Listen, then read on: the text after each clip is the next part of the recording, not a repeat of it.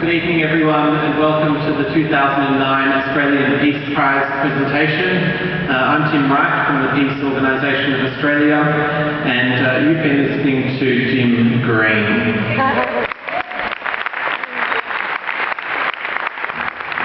Appropriate name of course given tonight's recipient.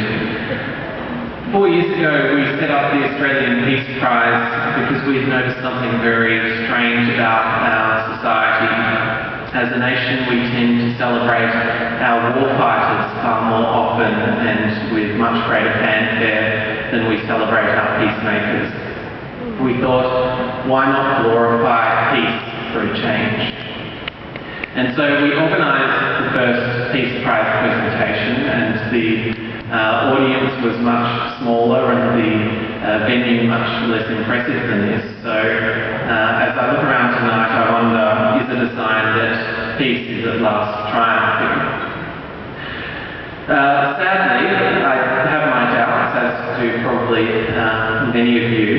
You would recall that we entered 2009 through a gate of fire.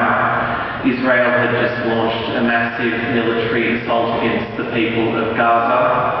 At the end of it, 1,400 people were dead and about 4,000 homes destroyed. It was an inauspicious beginning to the year.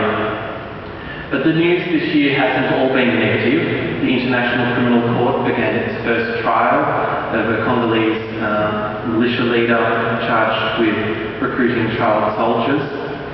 But will the fledgling court have the courage to prosecute those responsible for committing war crimes in Iraq?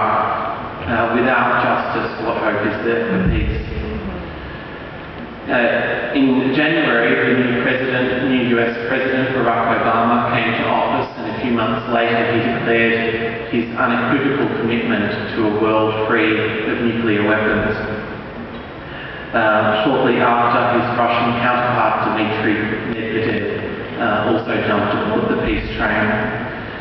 But will the two men who possess 95% of the world's nuclear weapons meet words with action? The doomsday clock is ticking. In Australia, activists staged a protest against a US naval ship docked in Perth.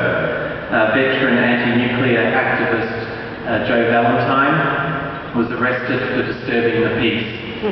She said in a statement after her release, "It's funny that me speaking to US Navy personnel is seen as a threat when there is a warship sitting off our coast that can blow whole cities to pieces." I'm sure that irony was lost on those who arrested her. And some of you might be aware that yesterday was the UN-sanctioned International Day of Peace.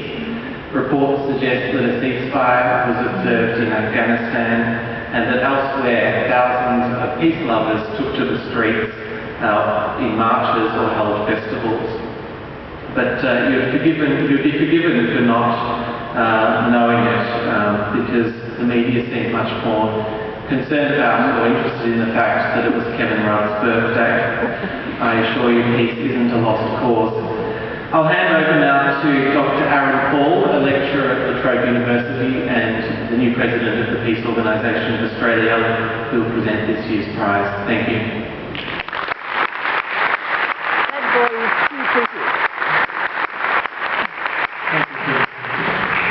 It's a great, I'll be brief, it's a great honour to introduce Senator Bob Brown this evening. I'm told that at his property in Tasmania, Bob has a sign that reads "Trespassers Welcome." I don't know if that's still there.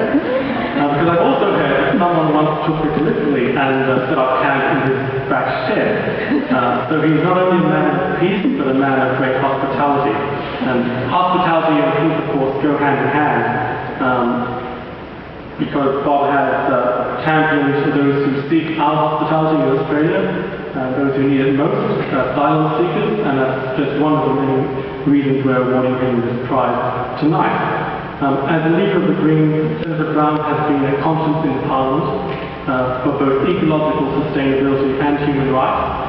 And I think these are two streams which at first may appear to be distinct, but I think we've seen over the last decade or so as people become more and more conscious of climate change and the social impacts of climate change, how these two things, human rights and ecological sustainability, are really intertwined.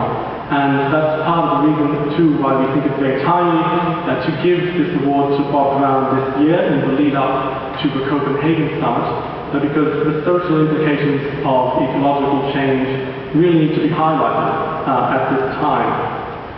And I know this is something which Bob is doing in his work in the Parliament pretty much right now.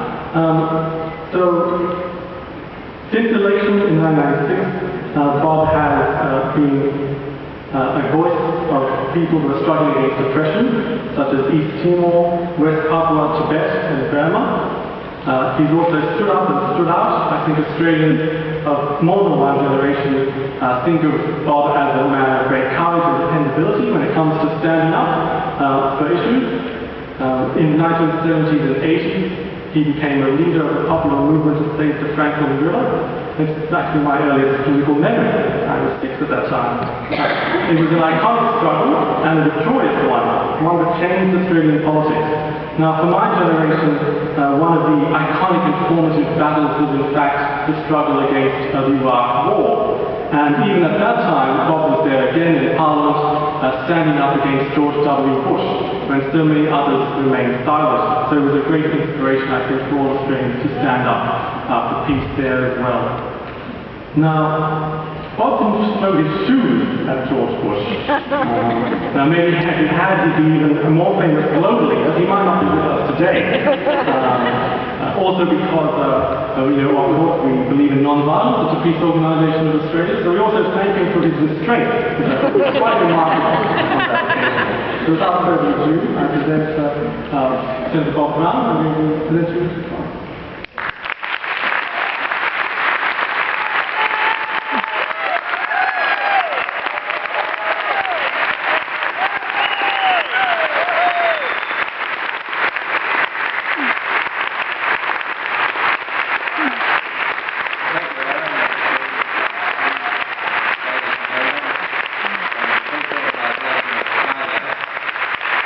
It's just lovely to be here and to share a few thoughts with you before the film tonight. And I congratulate the Peace Organisation of Australia. I concur entirely with Aaron's thought that we just don't honour peace in the way that we end up honouring people who have to fight for peace through enduring war, who have to fight for justice against the nastiness and violence and destructiveness of war, and yet that is still seen as the greatest power that can be weighted around the world, and the most powerfully armed countries are in fact the most powerful countries.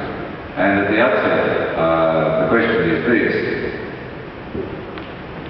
$1 trillion US dollars spent on armaments this year, are we really so unintelligent and so afraid of ourselves that we can't divert 6% of that so that every child on the planet can have clean water, food out of his belly and a school to go to?